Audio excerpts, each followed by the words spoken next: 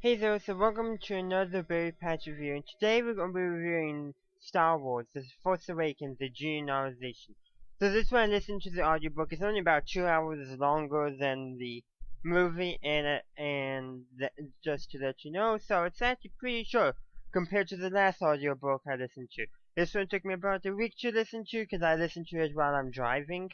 While the other one, it took me probably about a little over 2 weeks to actually listen to all of it, just to kind of give you how short this one was. In fact, probably was less than a week, 6 days maybe. And my drives are like normally about on average 10 to 15 minutes long, so you can see why it takes me so long to listen to these. But yeah, um, uh, yeah. So just a few other like the book overall was pretty good. Some nice things they included. Some things I wish like why didn't they include, but they included in the film. Probably the biggest thing they included in here that they didn't include in the film was the fact, or not the fact I should say, but was how Poe got off Jakku, which was nice to see because that is a question because many people theorize maybe the Poe we saw, especially before the novelization came out, this one, theorized that maybe Poe, that was not the real Poe, which could have made some sense, but the novelization takes that out altogether. But that would have been an interesting twist for them to have shown if it wasn't for this novelization. That would have been a neat twist. But they didn't do that. But overall, the audiobook is pretty good. Or in the book itself, I presume as well.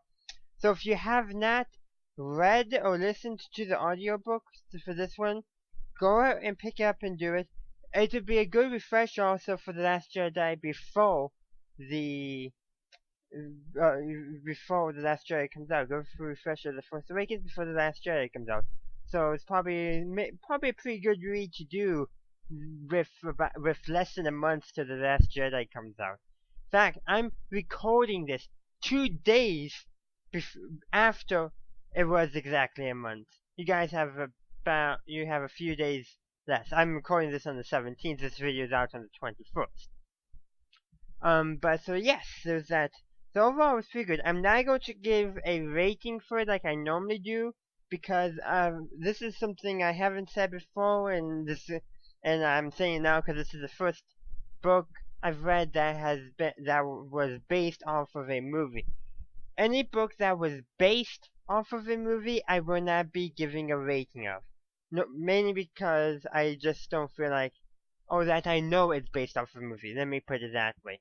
Now, books that provided the basis for a movie, I'll still treat like any other book. But if a book is based off of a movie, I won't be giving a review of that. Now, this book I somewhat feel like I should because I never actually did a Force Awakens review. But I'm not going to, in fact, because this is kind of covering that stuff. But yeah, overall, it's pretty nice to see, pretty good.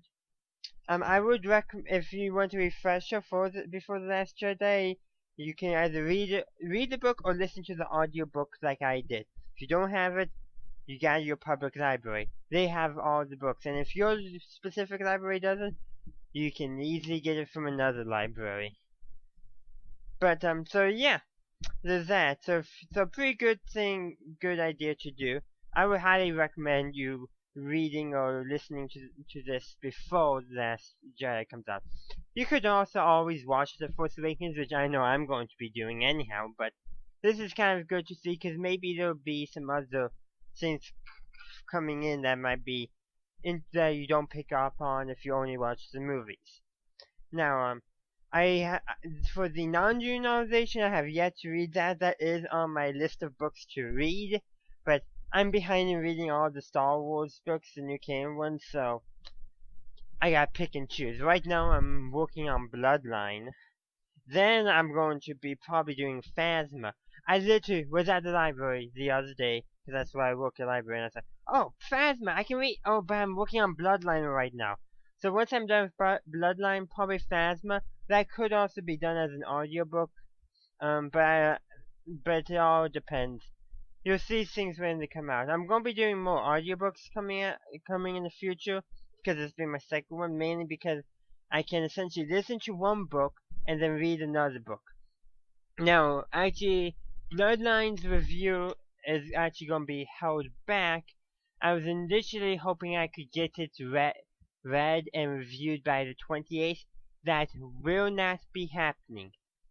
If I do have a review out on the 28th, it's gonna be Warriors: A Vision of Shadows, Darkest Night, because it just came out, and I picked it up from the library yesterday.